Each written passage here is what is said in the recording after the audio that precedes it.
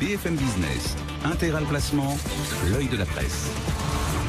Jean-François Filiatre. Bonjour Jean-François. Bonjour Cédric. Directeur éditorial de Marché Gagnant, votre coup de gueule de la semaine? Eh bien Cédric, je vais rebondir sur ce que vient de dire Nicolas. Cette semaine, je vous propose de parler de démocratie. Voyez-vous, il m'arrive de faire des expériences dans la vraie vie. Alors la dernière fois, j'avais accompagné un épargnant pour juger de la qualité de son conseiller bancaire. Eh bien aujourd'hui, je vous propose ni plus ni moins que de tester la démocratie, histoire de voir si on respecte ou pas les citoyens. Vous allez causer de Notre-Dame-des-Landes et de démocratie dans Intégral Placement? Oui, alors je ne vous cache pas toutefois que cette histoire m'a inspiré. Et si je me mettais dans la peau d'un commentateur sportif, je vous dirais aujourd'hui, à travers deux exemples récents, que la démocratie est menée 2-0. Alors il y a cette histoire de Notre-Dame-des-Landes, mais puisque l'on doit parler placement, puisque l'on est dans l'intégral placement, oui. Je voudrais revenir sur une vieille histoire, quand même, enfin qui plus vieille, pas si vieille que ça, c'était l'affaire des plus-values latentes. Pour mémoire, la direction du Trésor avait ouvert une consultation publique après le lancement des fonds Eurocroissance sur la possibilité de transfert des plus-values dans les portefeuilles des assureurs, du fonds euro vers ce fonds Eurocroissance. Vous étiez très remonté, vous aviez même parlé de vol des plus-values. Oui, et du coup, j'avais invité nos amis téléspectateurs et auditeurs à participer à la consultation publique. Alors soyons bien clairs, nos camarades avaient littéralement fait péter les compteurs. Jamais le Trésor n'avait eu autant de remarques de la part de particuliers sur une consultation publique. Bon, mais malgré tout, ce transfert, il avait été validé. En clair, vous aviez perdu. Ouais, validé un 14 juillet, sympathique, passé au journal officiel. Je conviens tout à fait effectivement qu'on avait perdu, mais peut-être qu'on avait gagné en crédibilité. Pourquoi ? Parce que en dépit de toutes les allégations faites par l'administration, eh bien, le marché a validé nos arguments et non pas ceux des assureurs et du Trésor. Le fonds Eurocroissance est un échec majeur. C'est un peu la 380 de la finance. Bon, quelle est votre nouvelle opportunité aujourd'hui pour que les épargnants puissent tester la démocratie? La loi Pacte pour plan d'action pour la croissance et la transformation économique. Alors en fait, c'est le projet de loi de Bruno Le Maire. Alors ce texte se veut être bâti selon une logique de co-construction. Donc dans un premier temps, un député et un chef d'entreprise ont sur un certain nombre de thèmes fait des consultations pour faire des propositions. Bercy a fait ses choix là-dedans. Et aujourd'hui, on a 31 propositions qui sont regroupées dans 9 thèmes: financer, exporter, rebondir, etc. Et ces idées sont accessibles dans une consultation publique qui est ouverte depuis le 15 janvier et qui s'achèvera le 5 février. Et donc vous voulez que les épargnants se mobilisent, qu'ils parlent haut et fort?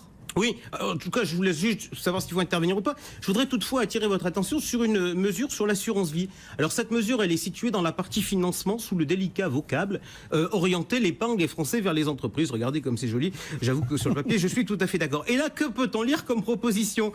Eh bien, orienter davantage l'assurance vie vers les placements longs et productifs, par exemple, avec une modulation de la garantie des nouveaux contrats d'assurance vie en fonds euros selon la durée de détention. Et on précise entre parenthèses, avec une garantie minorée en cas de détention sur une durée limitée et une garantie bonifiée en cas de détention longue autour d'une durée pivot de 8 à 10 ans. Ça nous annonce de nouveaux types de contrats en euros? Mais si vous vous posez la question pour savoir si l'on va créer de nouveaux types de contrats en euros, je vous invite à interroger le ministre, parce que moi je ne travaille pas au cabinet du ministre. Toujours est-il que l'AGFI a titré l'autre jour « Bercy envisage la fin généralisée pour l'assurance vie en euros ». Et si on lit le texte dans le détail, on voit bien une chose, on nous parle bien de modulation de la garantie des nouveaux contrats d'assurance vie en fonds en euros. Donc oui, l'ambition du gouvernement serait bien de tuer les fonds en euros. Et ça vous plaît pas? Écoutez, les Français ont souscrit massivement des fonds en euros depuis 30 ans, ils comprennent le produit, ils l'apprécient, et sous prétexte que le truc plaît pas au système, il faudrait le supprimer. Pourquoi ça plaît pas au système? Nous vivons, Cédric, dans une société actionnariale où l'unique ambition est d'optimiser la rentabilité des fonds propres. Aujourd'hui, le fonds en euros réclame trop de fonds propres pour une rentabilité trop faible. Donc, la place n'en veut plus. Et elle fait tout pour parvenir à ses fins avec la sympathique complicité de l'administration française. Alors franchement, on assiste, à mon avis, à une dérive totale de la place. Sur le sujet, d'ailleurs, je vous invite à lire une passionnante interview que j'ai faite de Gilles Dupin, le PDG de Monceau Assurance, à la une, qui est actuellement à la une de Marché Gagnant cette semaine. L'homme, en fait, il est atypique. Pourquoi? C'est un ancien commissaire contrôleur, donc il était dans la brigade de la gendarme de l'assurance vie au début de sa carrière. Et aujourd'hui, il dirige une mutuelle. Eh bien, voyez-vous, cet homme, il nous dit, moi, je ne fais pas de réserve. Et avec quel argument? On rappelle que les autorités, année après année, elles essayent de dire aux assureurs de faire des réserves. Vous êtes bien assis parce que je pense que la réponse va vous étonner. Monceau Assurance ne fait pas de réserve parce que ce n'est pas écrit dans les contrats signés avec. On rappelle, c'est le client. seul pour le moment assureur à avoir sorti un taux. Non, j'en ai d'autres, je vous les donnerai tout à l'heure dans les questions-réponses parce que j'ai une question. Mais en tout cas, il a effectivement sorti en hausse. Donc, il nous dit, je ne fais pas de réserve parce que ce n'est pas écrit dans les contrats signés avec le client. Alors, je lui rétorque, mais attendez, c'est écrit dans le code des assurances. Vous n'êtes pas obligé de l'écrire dans le contrat avec le client.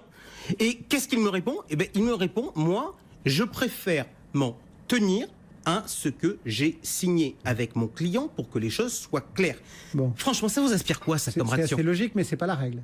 Eh bien oui, c'est assez logique, mais c'est pas la règle. Les contrats, nous, journalistes, on a cessé de dire qu'il fallait les décortiquer pour comparer les produits. Mais aujourd'hui, dans la plupart des cas, ça ne sert à rien.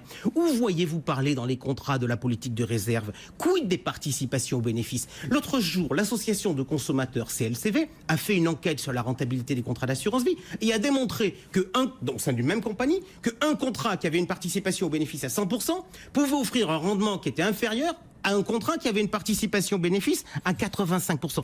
Regardez aussi la politique des bonus. On vous dit que vous allez avoir X% en plus si jamais vous avez des unités de compte. C'est marqué où dans le contrat? C'est une décision unilatérale de l'assureur. Rien n'est marqué dans les contrats, mais tout est autorisé par la loi. Voyez-vous, moi, d'un point de vue contractuel, j'aurais tendance à dire que l'assurance vie française, c'est devenu la ZAD de Notre-Dame-des-Landes, autrement dit une zone de non-droit. Donc vous réclamez quoi? Une évacuation de cette... Non bon, en attendant cette évacuation, qu'est-ce que vous nous dites de cette proposition de Bruno Le Maire? Je dis qu'il y en a marre de manipuler l'épargne des Français. Je vous refais l'histoire en 2 mots. Le fonds en euros était un succès et il embarrassait les assureurs. Alors d'abord, dans un premier temps, on a joué la carte de la carotte. La carotte, c'est la création de l'euro-croissance. Viens mon coco, abandonne ta garantie à tout moment et tu verras mon chéri, c'est promis, tu auras plus de performance. Les Français, ils sont pleins de bon sens, ils n'ont rien compris au bousin, ils n'ont pas souscrit. Alors à ce moment-là, on a commencé à sortir le bâton. C'est le fameux décret sur le transfert des plus-values latentes. Ce truc-là, en fait, il nous dit quoi? Il nous dit, on pique le fric de tout le monde et seuls pourront en profiter ceux qui obéissent. Manque de chance, les Français, ils sont comme ça, ils n'ont pas mordu à l'hameçon. Alors maintenant, on passe à l'État totalitaire. Avoir une garantie en capital à tout moment ne serait donc plus possible. Et là, je dis stop. Mais si de nouveaux fonds en euros viennent à côté des fonds actuels, vous êtes moins virulent? À peine. Je vais vous faire une confidence. Il y a un truc que je ne comprends pas. C'est le sujet du naming. Je m'explique. Jusqu'à une période récente, le nom des produits financiers était neutre. Il y avait une action, une SICAV, un livret A. Tout ça, c'était des noms qui n'étaient pas incitatifs. Et voyez-vous, on commence à marketer les nouveaux produits. Je devrais dire, on commence à marketer certains nouveaux produits. Le PEA-PME, on l'a appelé comme ça. C'est neutre. On ne l'a pas appelé le plan PME jackpot. Pourquoi en assurance vie on aurait un fonds euro croissance? Pourquoi on aurait un fonds euro bonifié? Ces termes-là, ils sont connotés. Voyez-vous, quand il y a eu la flat tax, j'ai défendu la flat tax, non pas parce que ça baissait les impôts, parce que ça fait discours, lutte de classe, etc., mais parce que ça remettait de la concurrence entre placements et que ça évitait de faire des choix patrimoniaux en fonction de la fiscalité. Pour moi, la position actuelle du gouvernement constitue une grave distorsion de concurrence de la place et j'espère que la CPR va monter au créneau parce que franchement, le gendarme, il ne peut pas chercher des noises aux établissements sur leur publicité en disant vous n'avez pas le droit de dire ça parce que c'est pas bien, etc. et faire en sorte que les États agissent de la sorte. Juste, il ne nous reste même pas 10 secondes pour terminer. Puisqu'on peut se prononcer, on fait quoi? On vote pour, on vote contre? Bon, on vote contre. Cela dit, il y a une mesure retraite qui est plutôt favorable, qui est dans le même package. Donc du coup, on ne va pas pouvoir analyser proprement les résultats. Moi, je vais vous faire une chose. Je vais lancer aujourd'hui une pétition. Je vais appeler ça « Touche pas à mon fonds euro ». Elle sera adressée à l'État pour ne pas supprimer le fonds euro des contrats d'assurance vie. Elle sera adressée au régulateur pour dire « Il y en a marre des bidouilles qui sont faites sur les rendements ». Franchement, les Français, ça fait maintenant plusieurs années qu'ils sont maltraités, qu'ils le savent et qu'ils votent avec leurs pieds. 30 milliards de collecte sur les placements à vue non rémunérés, c'est-à-dire les dépôts à vue. Les Français ont arrêté d'épargner. Aujourd'hui, il faut aussi qu'ils fassent entendre leur voix.